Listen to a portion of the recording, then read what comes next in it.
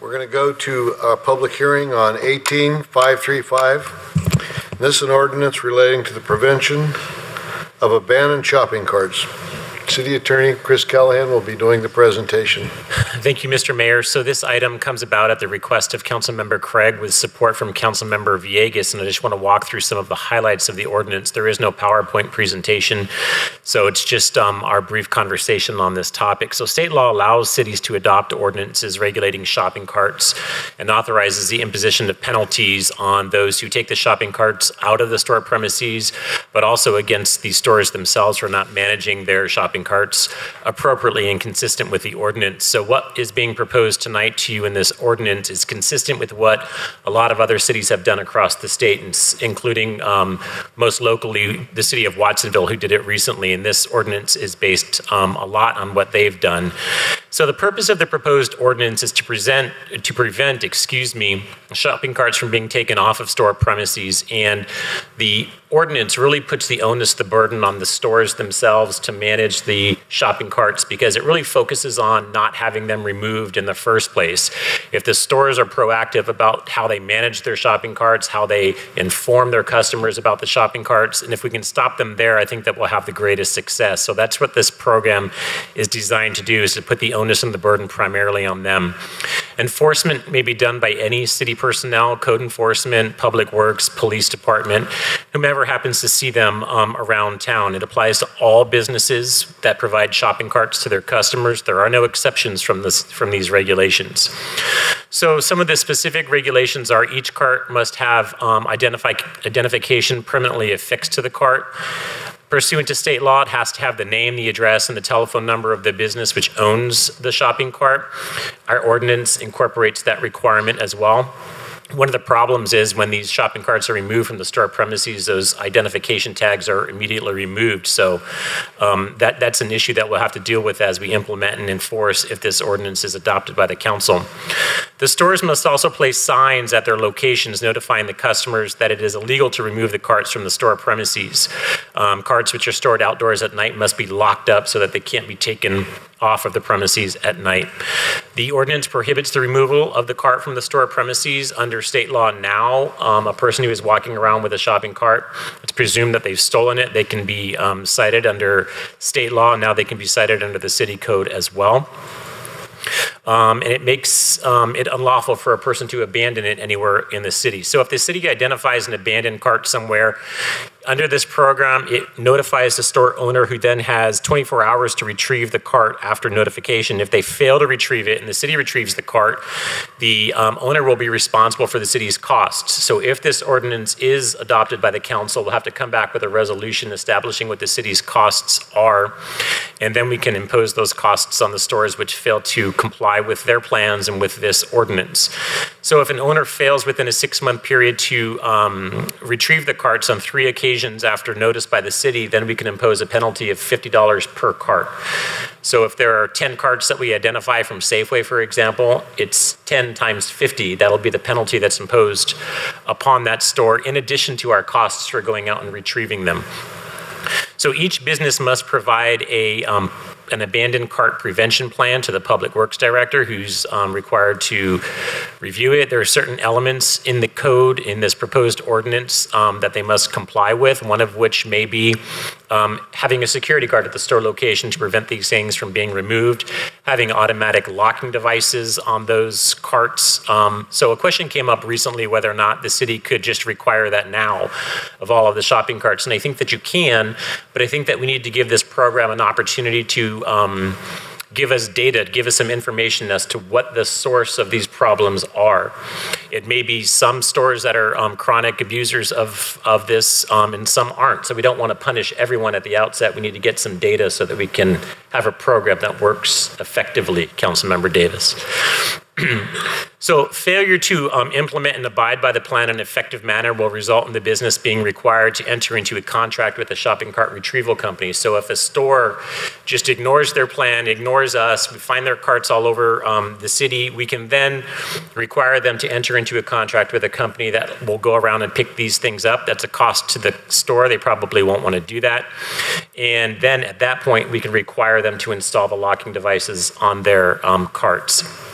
the code requires new businesses which are constructed after the date of this ordinance and which supply shopping carts to automatically install those locking devices at the outset. So if it's a new store, new shopping carts, they have to have those locking devices on them which prevent them from being removed. And I was having a conversation just briefly this morning with Megan Hunter whether or not we can require this in conditional use permits or other land use approvals for new stores, and the answer is yes. They can become conditions in conditional use permits. So there'll be a couple of different mechanisms that we can enforce against these stores which choose to ignore. So this proposed ordinance was shared with both SUBA and the Chamber of Commerce a few weeks ago. I didn't receive any feedback or comments from them. So as of this point, I haven't received any information of any opposition to this proposed ordinance. That's it, Mr. Mayor. I'm available for questions. Questions only, council members. Councilwoman Craig, any questions? Any questions, Councilmember Villegas?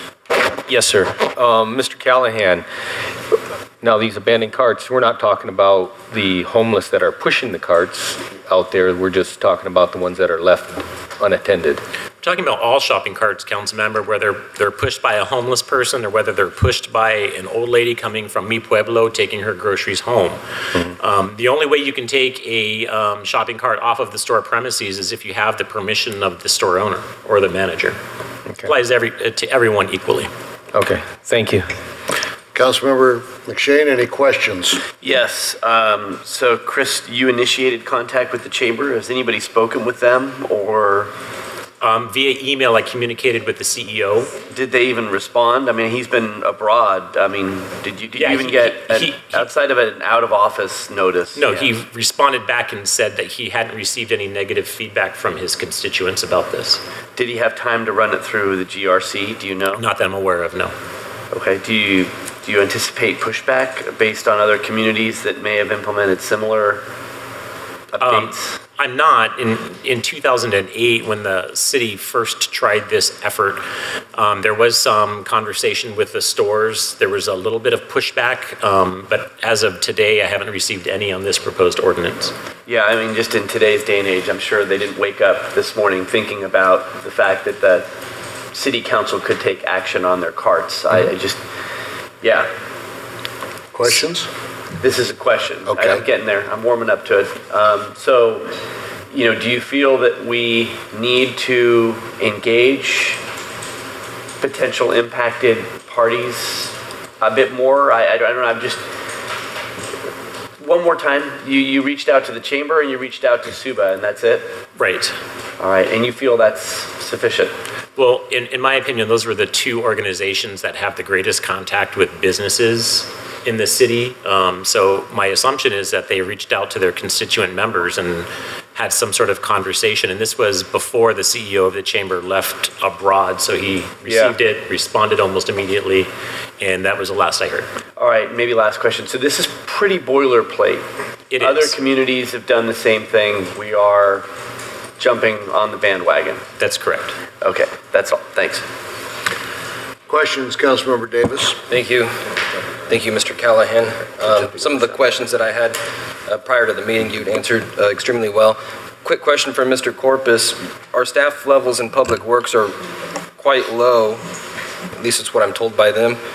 To retrieve these shopping carts, are we going to go out for an RFP? Well, as the city attorney mentioned, once we have a little experience and a little data, we'll be able to determine the full costs, including the compliance costs that is charged to Public Works. So I don't know, the theory here, the premise is to put the onus back on the owners of the shopping carts for enforcement. It's their property. They need to take care of it, not the city. So that's the premise, and that's why they submit a plan to us. If they violate the plan, then we'll amend the plan and take whatever action is necessary. And as Chris points out, I think it's worked in other cities that we've looked at, and that's the onus. And I don't think it's a surprise to any of the at least larger retailers who have shopping carts. No, and I agree with you. And I'm just thinking about all the shopping carts that are abandoned on the side of the road that our Public Works still haven't been able to go out and pick up despite Salinas Connect. So I'm thinking that just looking down the road and a little bit in the future, maybe putting on RFP now, which will take some time before we can get it written up and put out and receive the bids, that maybe we start on that at the same time as this, so at least we have something in place to be able to pick up immediately those cards that aren't unidentifiable under this code. Is that? Well, we certainly can take a look at that. So once the ordinance is passed, we will do that. Absolutely. Thank you, Mr. Corpus. And the other thing, the last one I have for Mr. Callahan, you say permanently affixed identification based on the Business Imperfections Code. What I've seen is these identifying marks are taken off by certain members of our community. That's just a conundrum we're just going to have to deal with, that some are just going to be unidentifiable, and there's no way that we can address that, is there? That's correct. And in my research on this proposed ordinance, I couldn't find any other ordinances which had something different. I mean, it's not like a cat where you can install a tracking device or whatever on it and figure out what store it belongs to. I mean, and keep in mind, the ones that don't have any markings or identification on them can be collected by the city, and at the end of the 30 days, we can dispose of them, and if they're recyclable, perhaps receive the revenues from that recycling. Thank you, Mr. Thank you. Questions, Councilmember Barrera? Yeah, Mr. Callahan, about maybe a year and a half ago, we had a similar issue that we passed an ordinance on A-frame business signs. Do you remember that? Yes, I do. Can you let me know, and the police chiefs are here, how many businesses have we cited? I mean, I see A-frame business signs just about everywhere in the city, but there's an ordinance against it. Any citations that we made? I mean, this has been a year and a half already. Not that I'm aware of, no. Are we able to enforce? I mean, if a police officer goes by a business, hey, there's an A-frame sign, I gotta stop and maybe put it in my trunk because it's violation, or what are we doing about that? Because it is an ordinance. And I'm not trying to be funny here, but I'm trying to understand. We spend a considerable amount of time on that A-frame business signs. How are we enforcing it?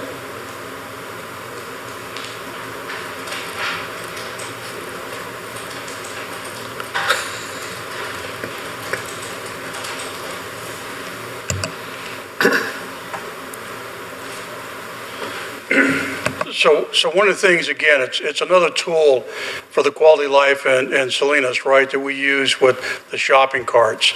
And so when we do see the shopping carts, it's normally we do our homeless cleanups, or if we see them on a corner, we have 4 or 5 carts there with a bunch of property, garbage, whatever, is that we work real closely with Public Works, and what we do is we contact Public Works and we basically confiscate those. Do we cite anybody? No, we don't.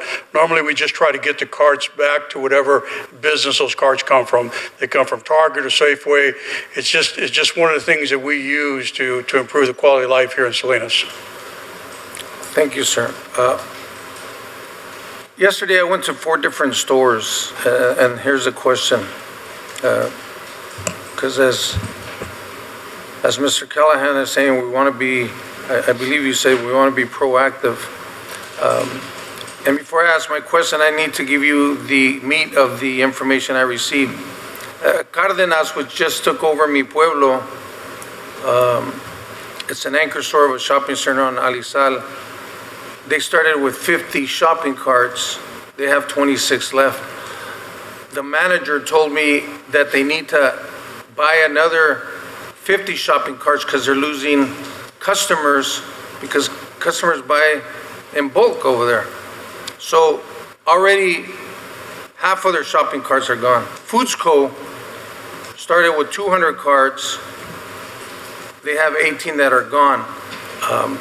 But these 2 stores, they put these, security mechanism. Smart and Final not only has mechanisms, but they hire security while the store is open, which is another cost for them. You know, we think about a big store and say, oh, they got money. Well, you know what? It's a big cost. Then I went to El Super. For some of you, it's El Super. Great shopping experience at El Super. The manager couldn't talk to me because he was super busy, but he says we don't have locking mechanisms, but we have, yes, we have security guards, another expense. So I guess Mr. Callahan or whoever can answer, you know, regulation. Yeah, I can understand, you know what, let's go after this, but are we actually assisting? Because these are law-abiding businesses, man. They're already paying for the, you know, on top of their cards that they're paying for, they're buying those mechanisms, hiring security. So my question is here, show me what the positive is as far as, because my understanding is if somebody's in a shopping cart, man, that's against the law. We know they didn't ask for it. So why don't we just stop them and say, hey, put that shopping cart back at the store? I don't know. I don't know what the answer is. We got hundreds of shopping carts everywhere and with people using them. So Mr. Callahan, in your busy schedule and as well as the rest of the, and this is going to be my question, the implementation and enforcement of the proposed ordinance will require coordination among several city departments, including community development, code enforcement, public works, police department, and the city attorney's office. What's the positive or use of time here, Mr. Callahan? Well, like you've mentioned, through the anecdotal information you receive from the businesses, the theft of the shopping carts or the removal of the shopping carts from the store premises is a problem. And as I mentioned at the outset, by implementing and starting to track the problem, we can gather data. I think this also raises the issue to the store owners themselves, because there's clearly a problem if they're losing half of their carts.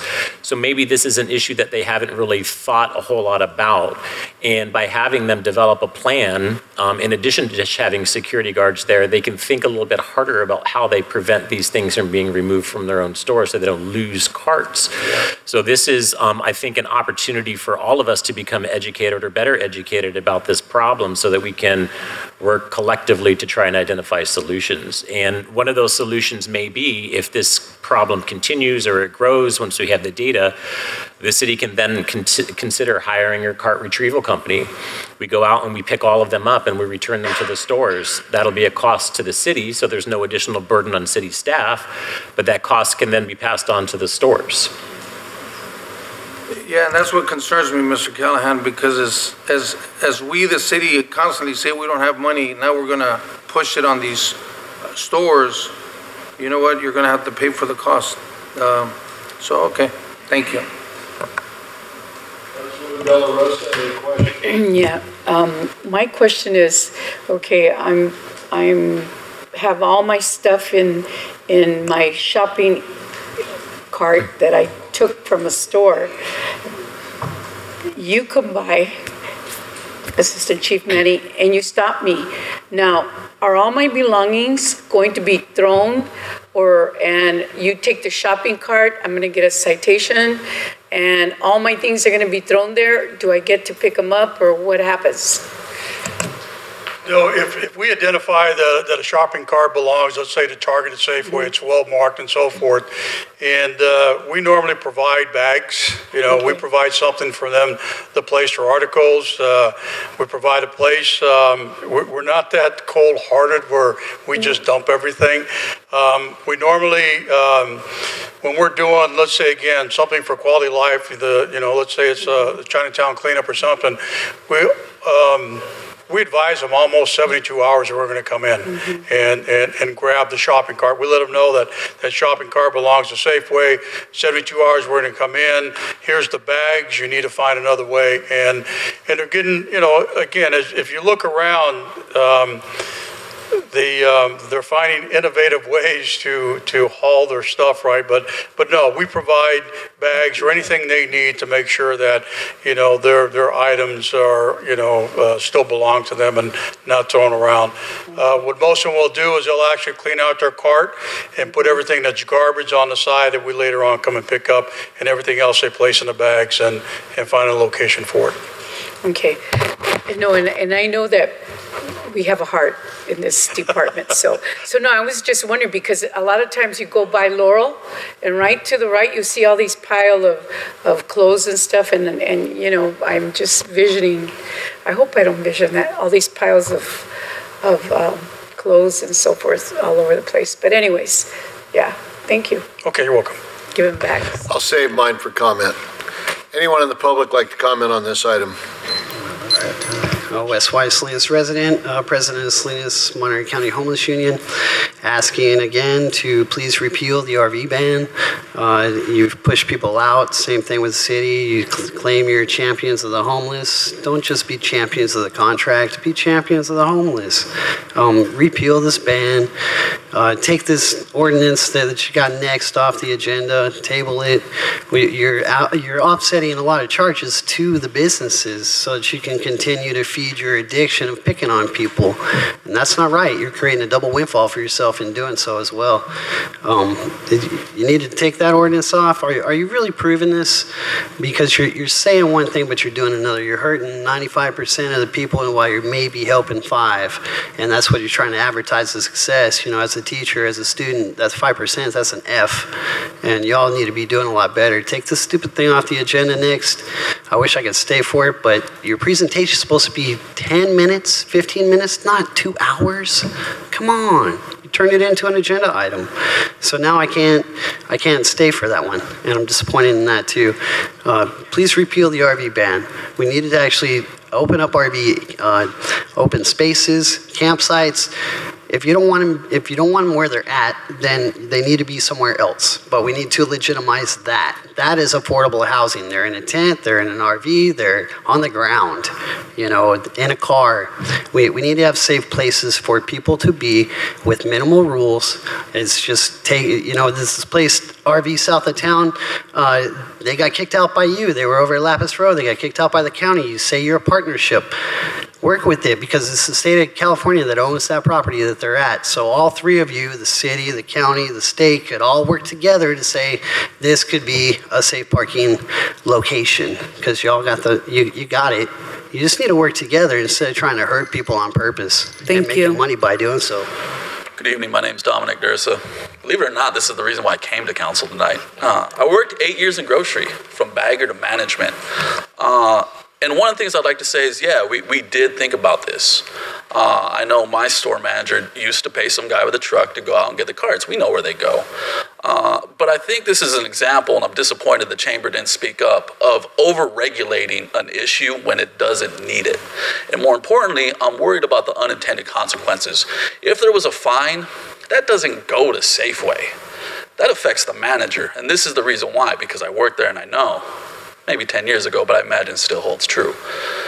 Management bonuses are based on the cost in the store, repairs, theft, all that stuff. The more it adds up, the more your bonus goes down. That fine, it's not going to affect Safeway. Probably just affects some poor first assistant manager, some poor manager who, trust me, works far too many hours. And worse yet, the unintended consequences with this possibly is I don't want to see some bagger out wandering around in an apartment complex having to pick up carts. Worse yet, maybe having to cross a street with some freight train full of carts just because the manager doesn't want to go pay, for a truck service. Or the manager just says, hey, we got to do it. Go pick them up. Further, the employee training video, or the employee training, trust me, that's just going to be a video somebody clicks through and never watches. And in terms of the security, my worst nightmare every time I was at a store was any time I had to deal with these clowns who are in-store security. They are not cops, and they certainly do not exhibit the training that cops have. Most of the time they were involved in an incident with a shoplifter, it was embarrassing. The level of force they would exhibit for something as minor as a candy bar would certainly not make me look good. And so I would just say, do more perhaps to reach out to the stores on this one and say, hey, you know what, hire a dude with a truck to pick them up, because they certainly know where their issue is. Thank you. Thank you.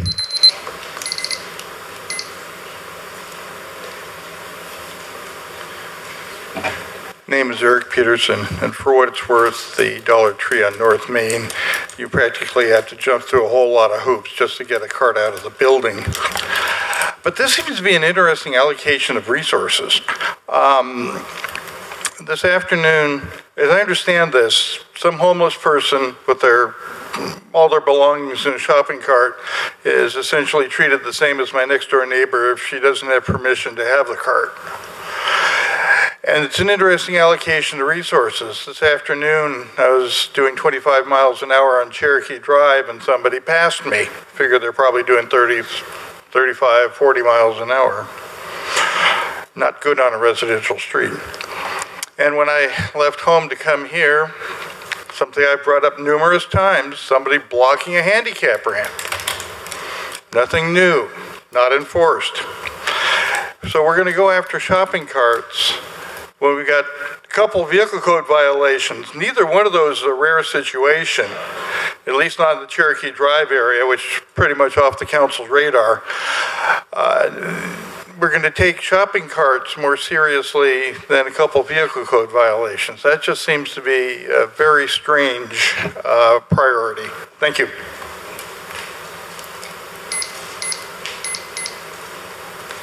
Marion Worden here again. That's what my husband does when he has spare time, is go around with the pickup and pick up these cartons and take them back to, most of them were Food for Less.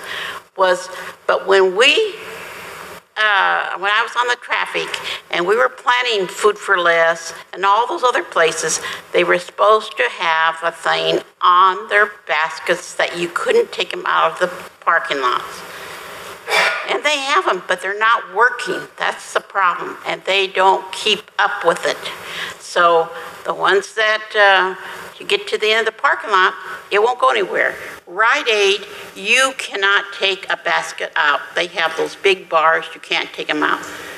The dollar store, just like he said, it's the same way. Ross is another one. You cannot take your basket out. Safeway will, most of it, the problem is not having someone to take your cart with your groceries out to the car. Star is very good about that. Safeway down here at Creek Ridge are very helpful with taking your basket out to the car. Then the basket comes in. The only problem, they keep the baskets out and they chain them at night. But we have so many down at Creek Ridge, down the Natividad, that they have to pick up and dump. I mean, we need to do something, but some of these new places that we have, in the last 10 years, they were supposed to have something that they couldn't take those out of the driveway. So maybe we need to look into that again instead of fining everybody. Okay, thank you. Thank you. We're going to close public comment. We're going to go back to council members for final comments. Councilwoman Craig. Sorry, Steve. It was Thank you, request. Mr. Mayor.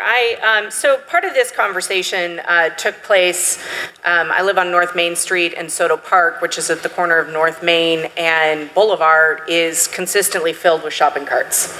And I'm not talking about 4 or 5, I'm talking about a couple dozen shopping carts. It's a high density area. You have apartments out there, you've got condos. And it was interesting because I started to ask, well, who's in charge of shopping carts and how do we clear that? Is that Public Works? And then I ended up speaking with a Public Works employee whose job it is to go around the city and pick up all of the stray shopping carts throughout the city.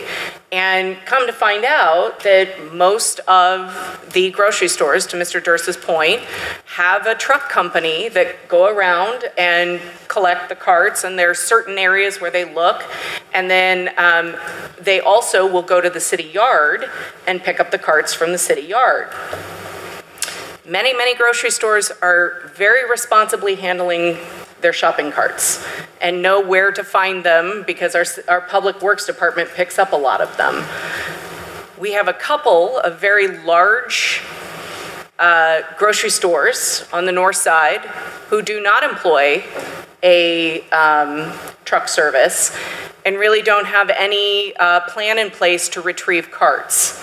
I'm going to read, so that conversation took place, and then in August, I received an email from a resident that said, hello, District Supervisor Craig.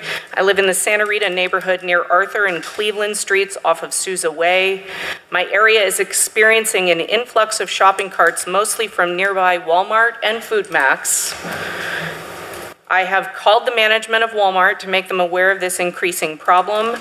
The pictures at the bottom is near the fire department of Boulevard and North Main, so he's took pictures of Soto Park as well as his neighborhood.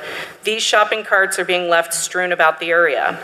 Walmart informed me their carts do not have electronic braking mechanisms to prevent departure from their property. And then he goes on to ask about what the ramifications are for the city. So there are a couple of things, and I think a couple of public comments were made. We have several businesses in Salinas who are taking proactive measures, like Ross, who has a giant pole you can't go past. Marshall's is the same way. Target has a locking mechanism so that you can go all around the parking lot, but can't exit the parking lot. The brakes lock up on it. But we have a couple of key players on the north side who are not playing fairly or playing ball, or frankly, they just don't care about the loss of grocery carts. Grocery carts, I did a little research online. Grocery carts cost about $100. So when you're talking about, the cost to a small business or a small grocery store, if you've bought 50 grocery carts, that's a $5,000 investment. And if you've lost 26 of them, that's a loss of $2,600 there. I would think a small investment in a locking mechanism on your $5,000 investment would make you not want to watch $2,600 walk out the door. It's really, I can appreciate Chief Martinez speaking to the humane side of this. I express concern. I don't have any interest in going after one shopping cart. I'm talking about hundreds and hundreds of shopping carts that are stacked up throughout the city, are creating blight in our neighborhoods. I've got pictures in front of homes. I have pictures in public parks of multiple shopping carts that have been left alone. And they're by 2 or 3 stores. The Public Works employee joked, he's like, if you get a Star Market cart, they're like the unicorns at the public yard, because Star Market has people help you out to the car.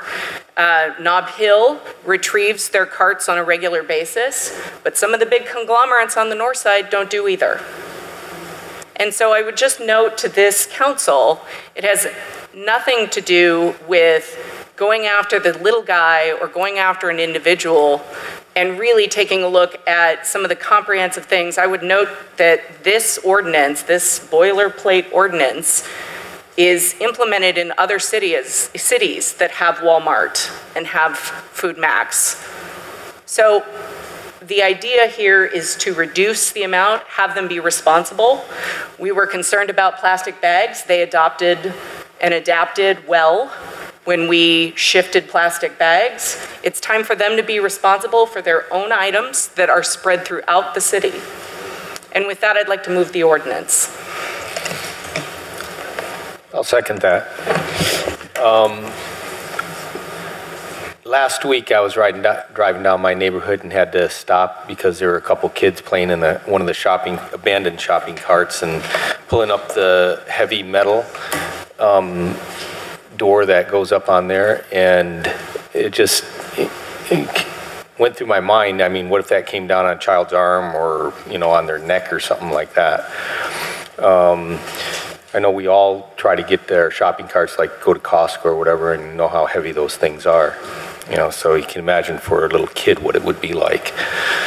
When I'm going through my neighborhood and driving around, I mean, I can literally count dozens of shopping carts just strewn around. And it goes back to that old thing about broken windows. I mean, if we allow it, it just, you know, it's like accepted level of, that's the expectation. It's okay to do it in our city. And it's not, you know, we're not trying to go out and, you know, with, you know, what some people are afraid of, you know, grab the homeless and, you know, dump their stuff on the street and take the shopping cart back. That's not the intent of this. But we need to raise the level of expectation of what we want for our city as far as what we want it to look like. And having shopping carts touring around everywhere is not what we want, not what the neighbors want. It's unsafe. Businesses need to take responsibility for their property instead of just leaving it around. And maybe $100 isn't enough. You know, maybe it should be $500. Yeah, but I'm happy to move this along and support it. Thank you. Councilmember McShane? Absolutely, sure. Thank you, Councilwoman Craig, for bringing this forward and, you know, being a problem solver for your district. And it sounds like it will be revisited. Is that what I'm picking up on? We're going to vote on it tonight, but it'll be looked at and monitored. Yes. Yeah. You know, Nona Childress, constituent in the district, pointed out there were a few spelling errors. I don't know if now's the time to bring it up. Actually, I can jump in on that. We caught those, and we have a cleaned up draft which doesn't have the typos. Okay, good. Just pointing those out. That's all. Thank you. Thank you. Thank you, Nona. Councilmember. Thank you, Mr. Mayor. I looked up some statistics on shopping carts. That's how I spent my evening. Interestingly enough, apparently about 2 carts a week are lost by grocery store chains at a cost of about $7,800 a year. So to Ms. Craig's point, you're spot on. It does cost money. From a return on investment, if I was in the business of groceries, I would take a serious look at that and the implementation of a cart retention system to help save my investment on shopping carts. Typically through fines, what I've seen when cities enacted ordinance similar to this, businesses like Safeway and such end up getting about a $15,000 yearly fine, comprehensively. So there are several different companies that are available out there without saying any specific names, but typically what they've seen, once a store has invested into their cart retention system, they have a full return on investment within 1 year of installing these things. So we do have an issue in the community. Creek Bridge, when we just did the cleanup out there that cost over $200,000, there's quite a few in the actual creek. Shopping carts. They're unidentifiable because all the markings have been left off, but it's a problem, and you hit the nail on the head. It does cause blight in our neighborhoods, and that's something that we've been trying to clean up. And if we can get those bigger department stores to put in their fair share to make sure that their carts stay on their property, I think they're doing themselves a favor, but we're also doing the community a favor so we don't have them in our roads, streets, and parks. So I'm happy to support this moving forward, but I also like to keep an eye on it as well. I think it's important to, there may be some unintended consequences, and I think that it's important that we keep some statistics about where they are, maybe what shopping carts, and so we can identify the worst offenders and hopefully incentivize them to do the right thing. Thank you. Councilmember Brewer. You know, I want to just commend the police department for the great work that they're doing, as well as code enforcement and the rest of the staff. But with all the great work that's being done out there, if you sincerely take a physical